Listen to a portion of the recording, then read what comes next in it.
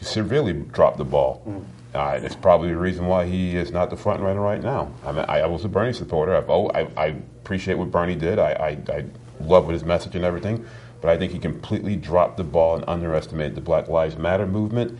And if he would have, well, who did better then? Who did better than Bernie? We'll save it for the show. Yeah. Quiet on the set, please. Save it for the show. Probably won't get to all that stuff, but No, but I think that's next time interesting. around. Okay. That's interesting.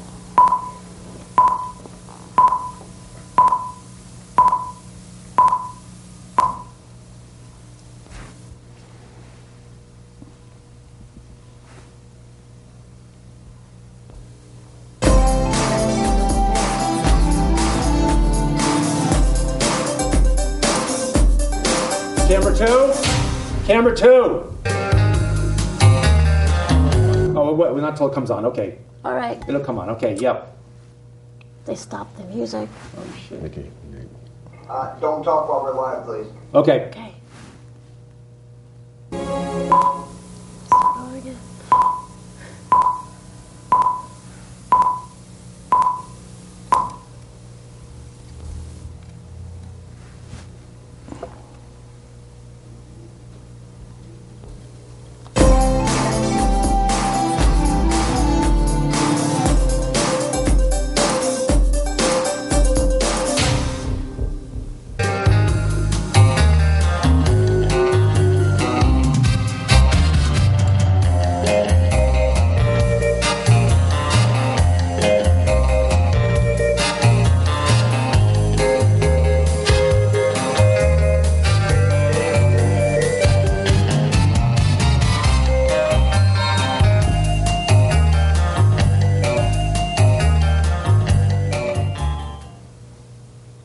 Good evening. Welcome to Progressive Soup. My name is David Stevenson. Emily Volpintesta and I are co-hosts. We have as guests Al Robinson and Henry Pietras. We're going to talk about race relations. But before we get directly into that, White House Correspondents Dinner a couple of weeks ago, there was a situation where Larry Wilmore referred to President Barack Obama in what he described as an endearing term. He said, I'll say it, nigga. And got some flack from that from a guy named Piers Morgan, who is a British guy that reports for CNN, who thought it was completely wrong to do that, and he actually, I think, misinterpreted the N-A word for the N-R word. And my take on that was that it was an enduring term, so it wasn't inappropriate. Al Robinson has a different perspective, and I'd like him to share it. Yeah, I think that there's certain words you should never use in any context or in any setting. One of my favorite comedians was Richard Pryor. Mm-hmm. Right. And Richard Pryor, for a long period of time, had no problem using that word, especially back in the 1970s when you had comedians such as Red Fox as well, using it all the time. And at one point in time, Richard Pryor went to Africa. Mm-hmm. And he saw people with the same skin color as a majority. Came back and he said, you know what, I'm never using that word again. It's wrong. In any context, that's wrong. I don't care if you're a comedian or using it in a straight conversation or using it in passing. It's not a right word to use. It's not a right term to use. And I think that although I'm sure he did not mean to offend, I'm sure there are certain groups or certain individuals out there who will be offended by that. And you have to be very mindful of your audience and who you are talking to, and especially on a big stage such as that. There's other words you could use.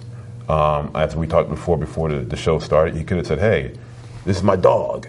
Right. And use it with the same slang and would have got the same reaction. Or my boy. Or anything like that. It's not the right term to use, and you're dealing with something that's very sensitive, that's to a very specific group of people, African Americans, right, who had to deal with that for a very long time in a negative way. So it's best to, in terms of like when you're dealing with something like that that might be controversial, just don't use it. And you don't have to have these discussions. If you didn't use that word and use something else like my dog, we wouldn't be having a conversation about this at all. Don't give people an opportunity to criticize you. you know, and you won't have to defend yourself later on. Well, the title that you used that I like the best, you mentioned, you used the word friend, and I think that if you're talking to somebody that's your friend, maybe that's universally the word you should use.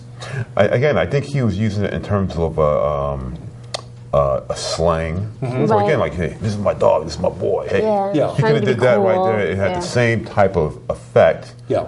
than using that term, which I won't use because I don't care if you put an A or ER or anything on it, it's going to get me upset.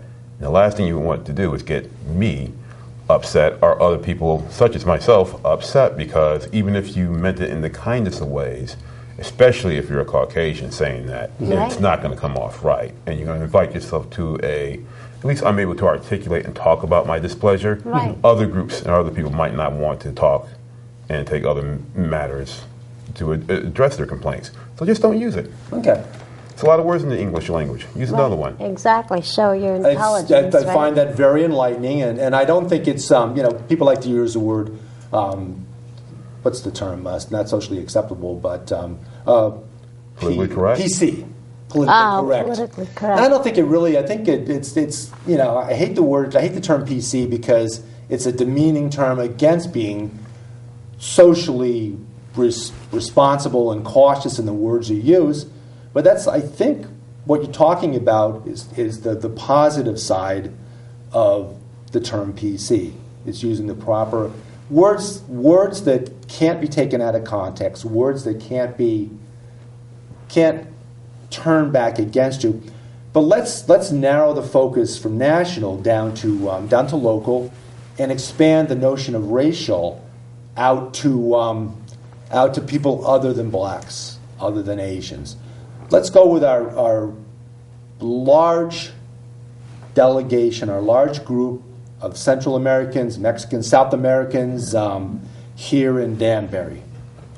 We were talking earlier before we came on about the Democratic Party and things that could and perhaps should be done to be inclusive. I mean, our party is supposed to be an inclusive party.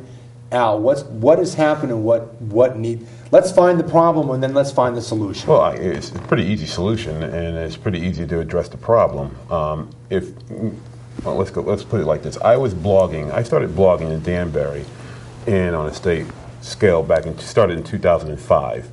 One of the reasons why I started in 2005, especially in Danbury with Hat City Blog, was because of the immigration controversy that happened during that time. You know, Mayor Boughton wrote to the governor asking to deputize the state police at the time to enforce immigration law in Danbury. That created a huge controversy in our area, and that resulted in a huge march that happened going down Main Street during the summer of '05. Was that before or after ICE was instituted? Oh, wait, well before. Immigrations well and Custom Enforcement, which right. where whole entire families could be swept up in the process. Entire extended families, entire groups of people in one location could be swept up in the process of allegedly looking for one lawbreaker. Right. It's a lot about knowing your rights, training and stuff that wasn't done during that time period. But to make a long story short, from that moment in 2005, and then we had the May Day March in 2006, which is like 10 years ago this month. Yep. You had thousands upon thousands of immigrants, Ecuadorians, Brazilians, Dominicans, Mexicans, all standing in solidarity against. Standing in solidarity for people who lived in shadows, who were too afraid to come out of the shadows and speak for themselves. And it was a great movement. It was a great show of solidarity for the immigrants. And it was a unique opportunity for the Democratic Party to reach out to those individuals and say, hey, we're with you in solidarity also. I do recall in 2005 that State Representative Lou Wallace got up there to speak. Lynn Tabersack got up there to speak as well. She's a very, very strong activist when it comes to immigrant rights. She's always been there, and she probably always will be there for those groups. And the problem is that now 10 years later, if you look at the landscape of the local Democratic Party, you don't see anybody of Ecuadorian descent are Brazilian descent on the town committee. In fact, we have a Brazilian right now who's running in the 110th against Bob Godfrey. She's a Republican. We had unique opportunities to reach out to those groups and bring them into the party because those turned out to be votes, and we could possibly get people on, maybe not the city council, but maybe zoning, the Board of Education. I think it's very important to have, let's say, people of Ecuadorian or Portuguese descent, or Brazilian descent on the Board of Education. And it would be really, really good to have something like that. But if you look at the makeup of the Board of Ed right now, we don't have that. And, it's sad and it's very disappointing to see, reading the News Times recently, seeing that there was a huge surge in voter registration from immigrants in Danbury. I was very happy for that. Right. But you see that they're not going to the Democratic Town Committee, they're going to the Hispanic Center. And that's just a failure on biblical proportions, because we had 10 years to get that right. We had 10 years to set the foundation. Imagine if we would have set the foundation 10 years ago of outreach and reaching out to those groups and say, hey, we're with you. They wouldn't have to go to the Hispanic Center to find that information. They could have came down to the town committee and got that information that they needed, because they would know the town committee is in their corner. But instead, they don't even think the town committee is in their corner, because if you look at the ICE access vote that happened, only 2 Democrats on the city council voted against it. And if you look at the marches and the things that happened, the ICE access, the raid that happened at Kennedy Park, you don't see a lot of, I don't recall a lot of Democrats on the town committee or our leadership coming down and standing in solidarity and say, hey, these things are wrong. You don't really see that, because they probably don't agree with the immigrants in a lot of those things.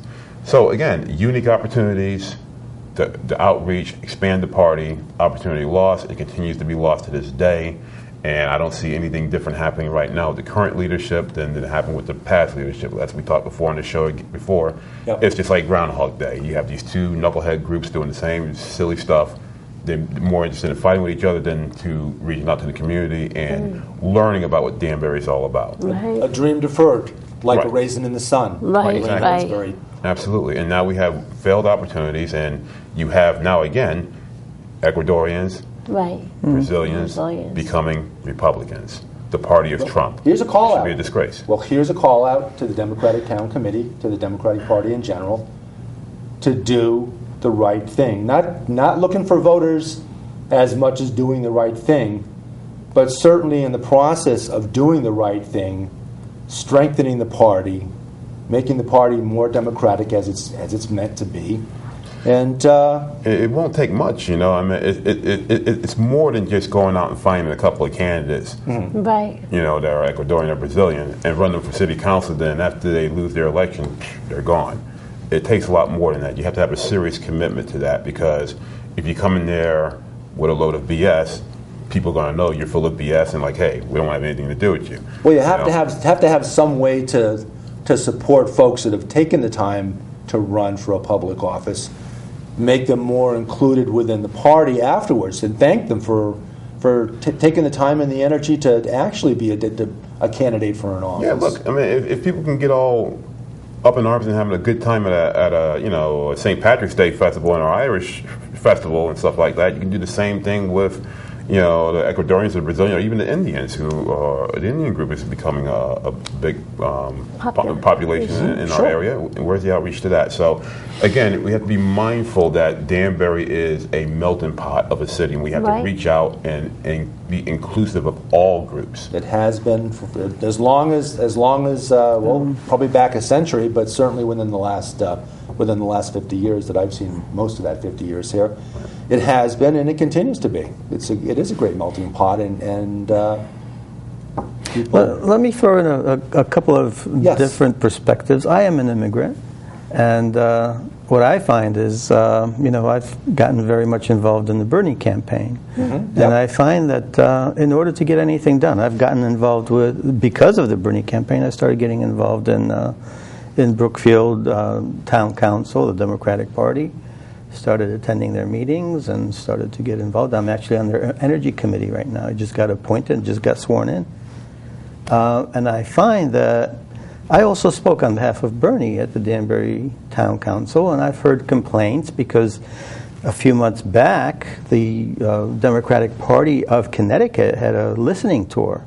They came to Danbury and came to Brookfield, and people from Danbury came and talked, and they were complaining that they're not being included in the conversation. And looking at the whole thing, I think that if you want anything done, anything to get done or move forward, you got to teach these people what you want from them, okay? Because the reality is, what I saw at the Danbury Town Council is, yes, they have new leadership, and they're saying, oh yeah, we're reaching out to students, we're reaching out to all these different communities, but guess what? These communities, if they don't engage with them and don't come in and say, hey, this is what we need, this is what we need to do, these are the small things we need to get done right away, and then let's talk long term, maybe a year from now, 5 years from now, 10 years from now, even 50 years from now. You got to take charge, okay? I'm sorry. This is what we're doing with the Bernie campaign, okay? Because Bernie lost in Connecticut, we won my town because we got involved, okay? We won by 22 votes. But the conversation isn't over. The conversation is just beginning, because what we're talking about is our future, okay? Not today, but 50 years from now, okay? So we're not going to drop what Bernie has as a platform, okay? And we're going to get involved as members. There's over 3,000 volunteers just in one group in Connecticut, and then there's another group, the Connecticut Progressives, that are doing things too. We're all going to get together. I showed you a little flyer. Yep. Next Sunday in Waterbury, people are getting together and seeing how can we carry Bernie's Sunday, what time on forward. Sunday? 11:30 was it? 11:30 in Waterbury. I don't remember off the top of my head the details, but I do have it. And that's one of the great things I like to hear. I go back to 2004, and you think about the Howard Dean campaign and the Dean family, and that enthusiasm was somewhat similar to the Bernie Sanders campaign, but after Howard Dean didn't get the nomination, the movement continued. You had what was called Democracy for America.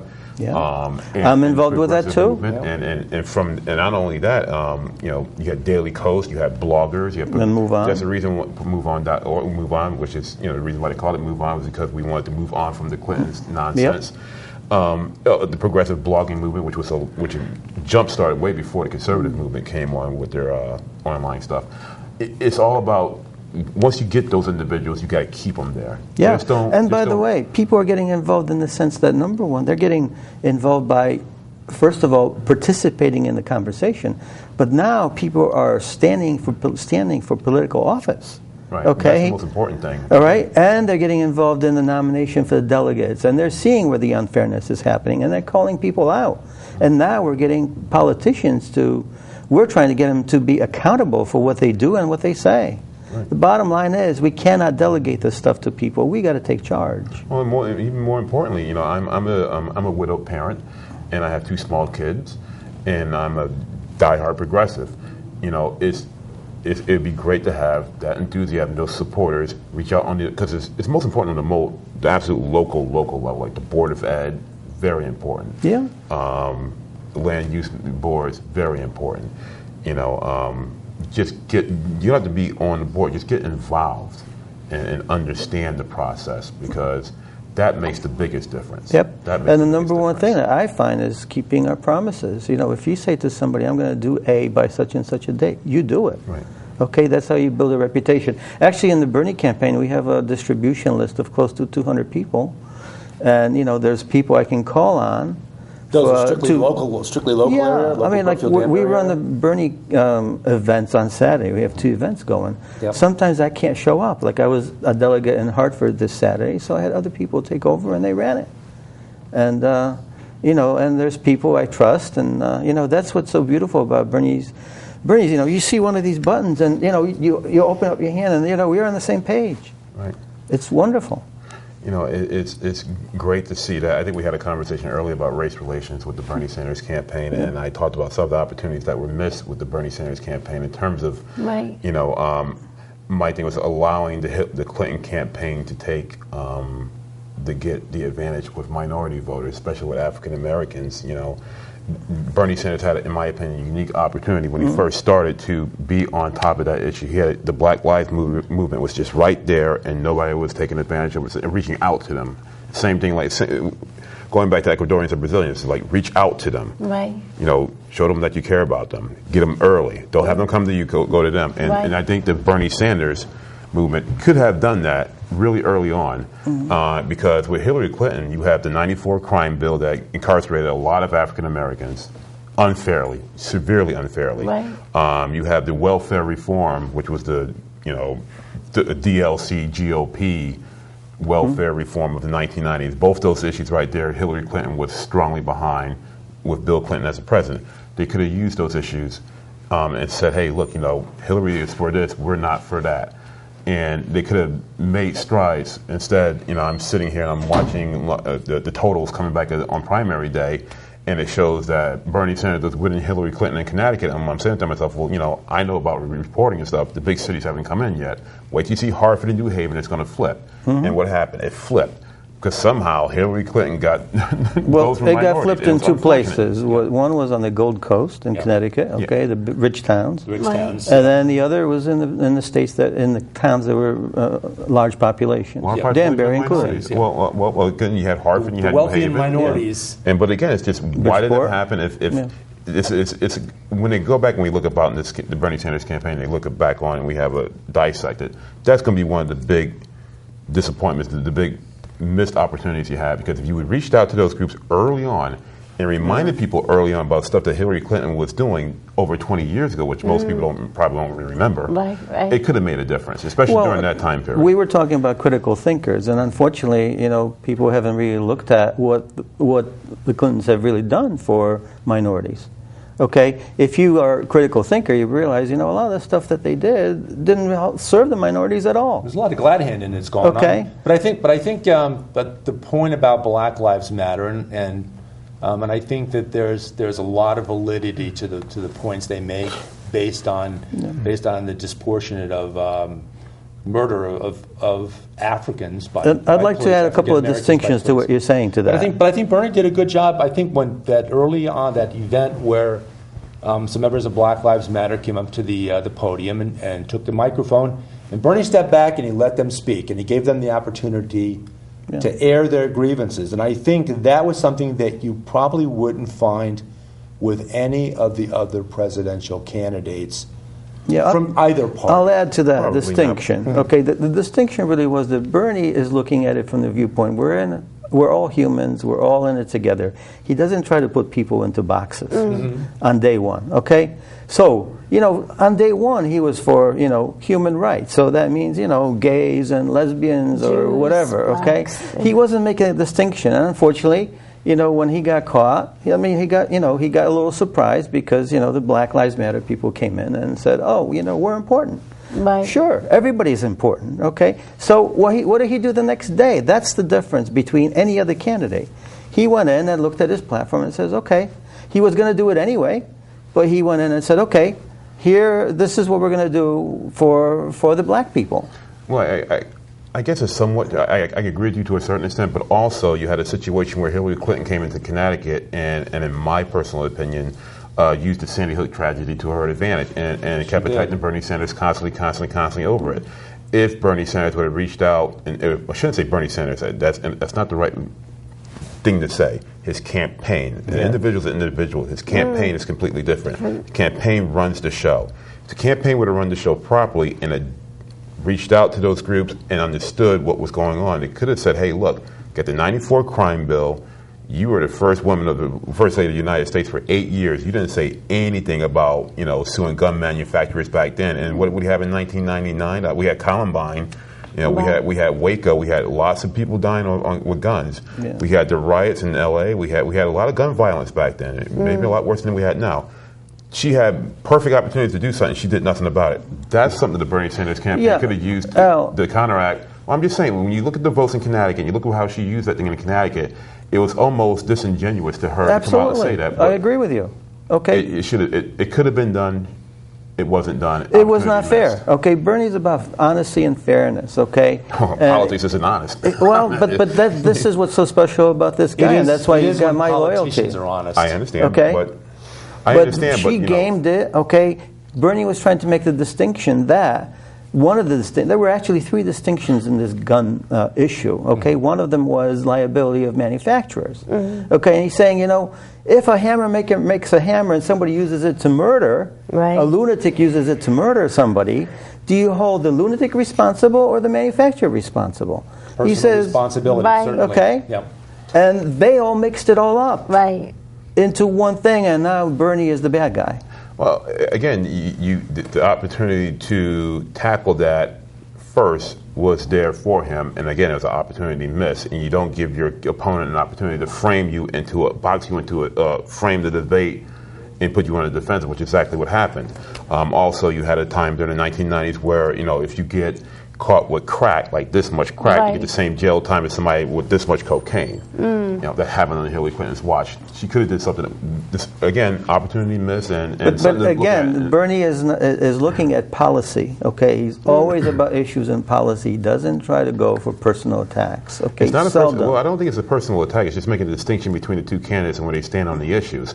It's not. It's just like saying that you know, Hillary Clinton was against same-sex marriage before she was for it. Well, or you know, these there you these go. things. These things. Well, I mean, it's not about personal attacks. It's just about policy and where you stand on these issues.